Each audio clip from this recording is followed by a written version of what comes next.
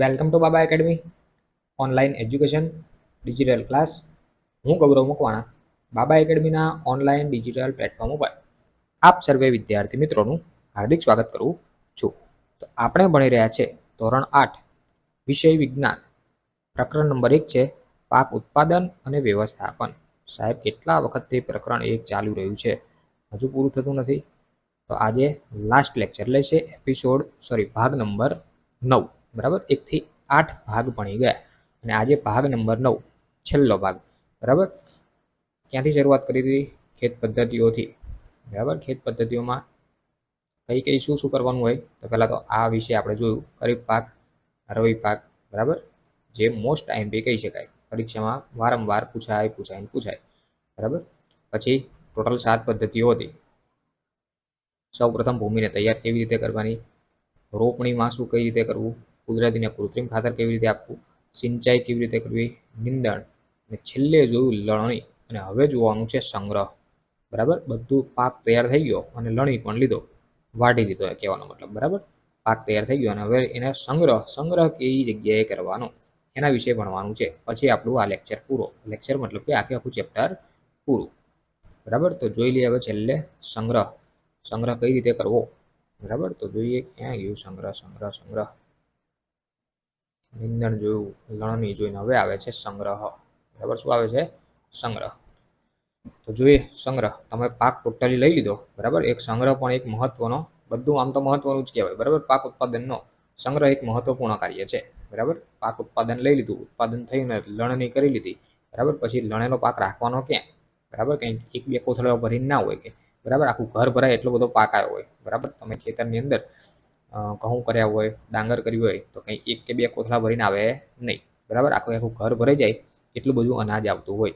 બરાબર, તો અહીંયા લખ્યું છે કે જો લણેલા પાકને વધારે સમય સુધી રાખવાનો હોય, બરાબર, તો તેને શું કરવો જોઈએ? તો તેને ભેજ, જીવજંતુ, ઉંદરો તથા સૂક્ષ્મ જીવોથી સુરક્ષિત રાખવો જોઈએ. બરાબર, એ આપણે બધા જાણીએ છીએ. સૂક્ષ્મ જીવો હોય, ઉંદરો હોય, જીવજંતુ હોય, ભેજ. બરાબર, આ બધા વાતાવરણથી એને કેવો રાખવો જોઈએ? સુરક્ષિત રાખવો જોઈએ. ઘણા સમય સુધી આપણે એક જગ્યાએ એવી જગ્યાએ શોધવી, અથવા તો એક સ્પેશિયલ એના માટે ગોડાઉન, ઘર ટાઈપ બનાવવું જરૂરી છે.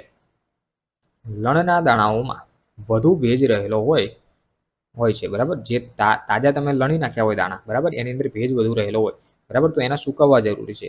જો તરત લણેલા પાકને દાણાઓના સૂકવ્યા વગર જ સંગ્રહ કરવામાં આવે તો તે બગડી પણ શકે છે, અથવા તો સૂક્ષ્મ જીવો દ્વારા શું થઈ શકે છે? નષ્ટ થઈ જાય છે.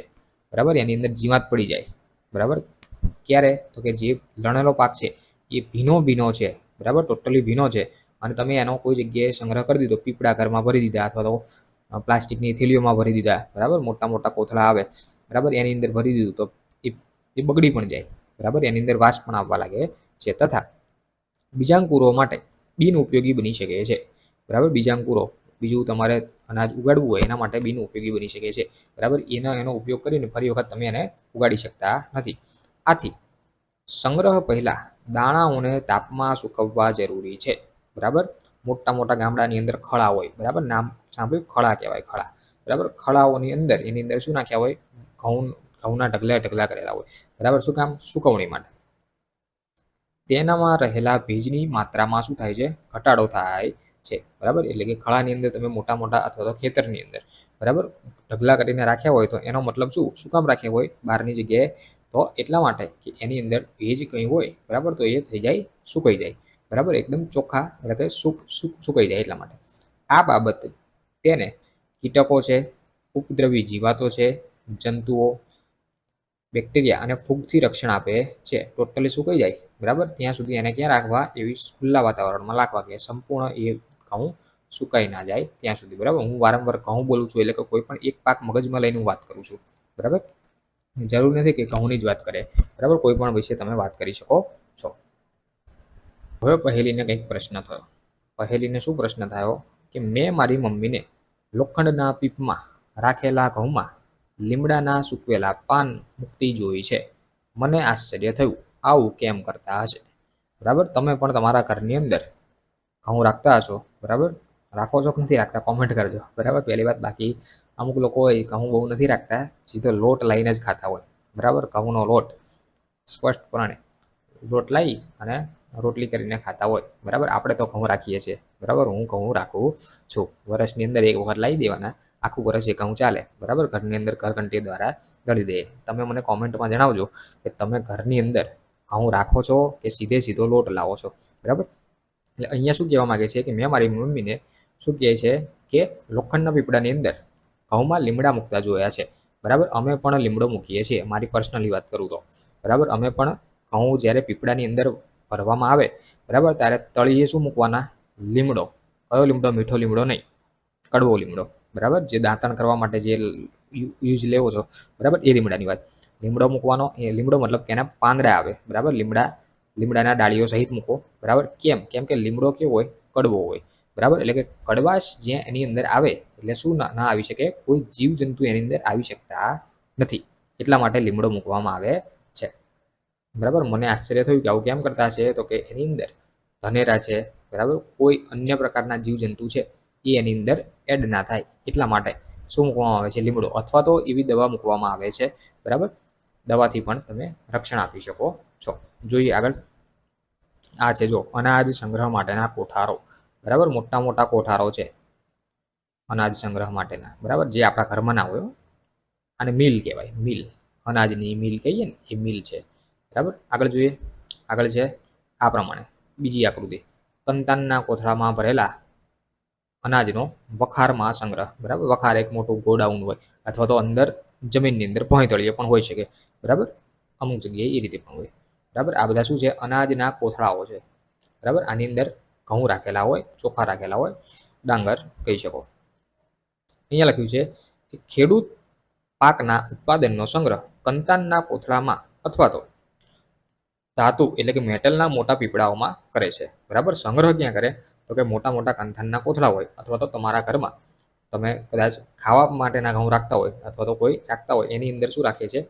તો કે લોખંડના પીપળા હોય એની અંદર તમે રાખી શકો છો. તેમજ મોટા પાયા પર અનાજનો સંગ્રહ કોઠારોમાં એટલે કે ધાતુના ઊંચા પાત્રોમાં અથવા તો ભૂગર્ભમાં અથવા તો વખારમાં કરવામાં આવે છે, જેથી તેનું ઉંદરો અને જીવજંતુઓ જેવા કીટકોથી રક્ષણ આપી શકાય, બરાબર. તમે બંને આકૃતિમાં જોયું, બરાબર. એવી જગ્યાએ રાખવાના કે જે જગ્યાએ કોઈ ભેજ ના હોય, બરાબર, કોઈ કીટકો જીવજંતુ ન હોય અને તેનાથી રક્ષણ મળી રહે. કેમ કે અનાજ આખા વર્ષ માટે આપણે સાચવવાનું હોય છે, બરાબર. એ બગડવું જોઈએ નહીં.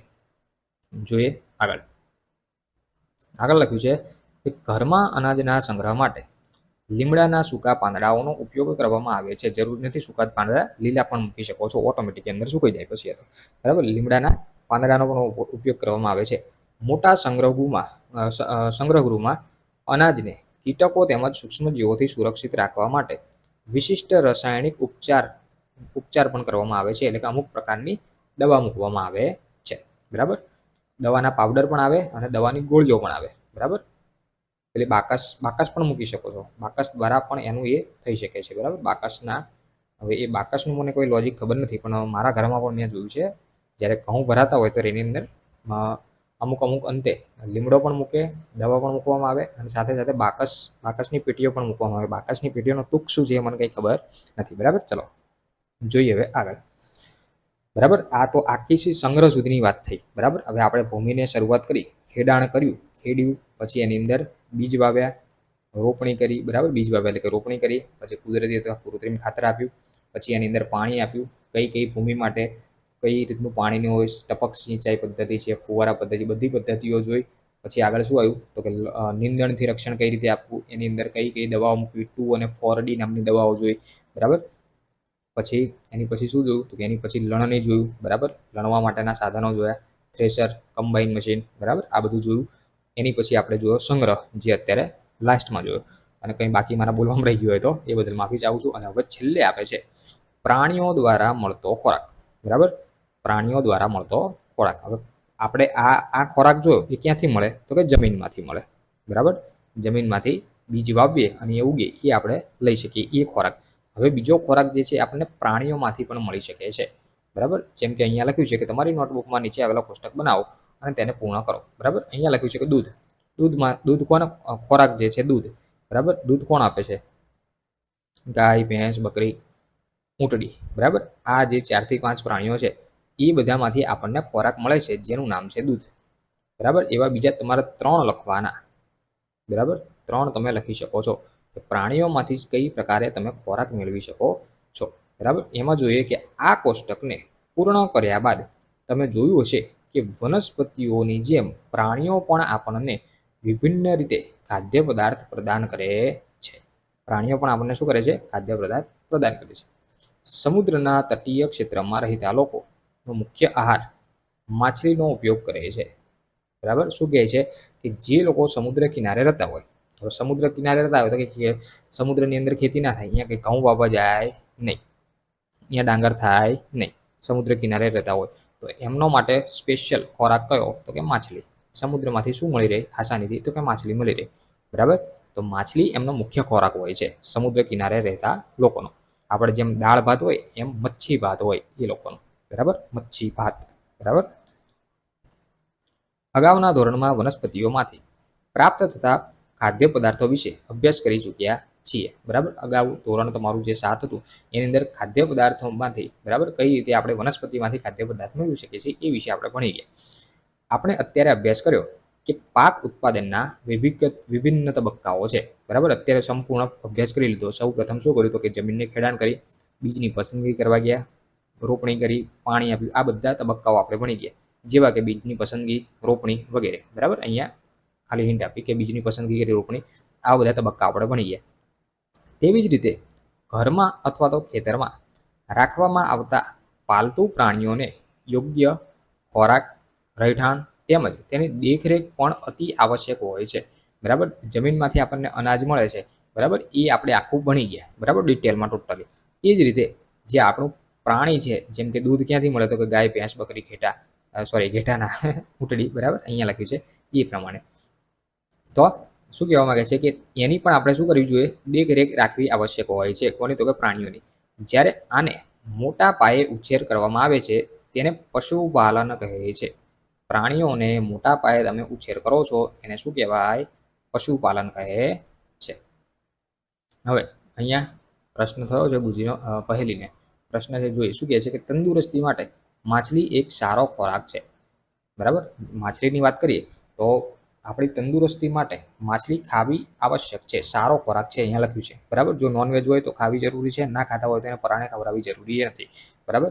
જે માછલી છે એ એમ કહેવાય છે કે જે વધારે પડતા માછલી ખાતા હોય એને કદાચ આંખના નંબર નથી આવતા, બરાબર. મેં આવું સાંભળ્યું છે ત્યાં સુધી, બરાબર. હોઈ શકે. આપણે કોડ લીવર ઓઇલ માછલીમાંથી મેળવીએ છીએ, બરાબર. માછલીમાંથી આપણને કયું ઓઇલ મળે છે? કોડ લીવર ઓઇલ, બરાબર. કોડ લીવર ઓઇલ મળે છે જેમાં વિટામિન ડી વધારે માત્રામાં હોય છે, બરાબર. કોડ લીવર ઓઇલ જે છે એ ક્યાંથી મળે? માછલીમાંથી, અને જેની અંદર વિટામિન ડી પુષ્કળ પ્રમાણની અંદર રહેલો હોય છે, બરાબર. તો આ બુજોબેન કે પહેલી બેને જાણકારી માટે તમને એક વાત કરેલી છે કે માછલી જે છે તંદુરસ્તી માટે સારો ખોરાક છે, બરાબર. તો આપણું અહીંયા આ ચેપ્ટર સંપૂર્ણ પૂરું થાય છે, બરાબર.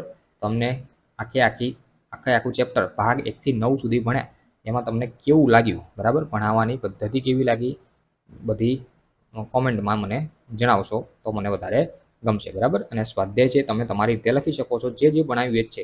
અહીંયા લખ્યું ખરીફ પાક, બે ઉદાહરણ આપો, બરાબર. તો ખરીફ પાક વિશે 2 ઉદાહરણ શું? આપણે આખો ટોપિક જ વ્યવસ્થિત ભણાવ્યો છે. રવિ પાક મોસ્ટ ટાઈમ પે ટીક કરાવ્યું છે. પછી ભૂમિને તૈયાર કેવી રીતે કરવી, રોપણી કેવી રીતે કરવી, નિંદણને શું કહેવાય, થ્રેશિંગ પ્રક્રિયા શું કહેવાય, એ જે ભણાવ્યું છે બધું અહીંયા આપી દીધું છે. એ હવે તમારે જાતે લખવાનું રહેશે, બરાબર. અને જ્યાં ડાઉટ હોય તમે મને પ્રશ્ન કરશો તો એનું 101% સોલ્યુશન કરી અને મોકલવાનું રહેશે, એ જે હું મોકલી દઈશ, બરાબર. તમારો ડાઉટ છે તે ચલો, બરાબર. તો અહીંયા આપણો લેક્ચર પૂરો થાય છે. સો થેન્ક્સ ફોર અટેન્ડિંગ.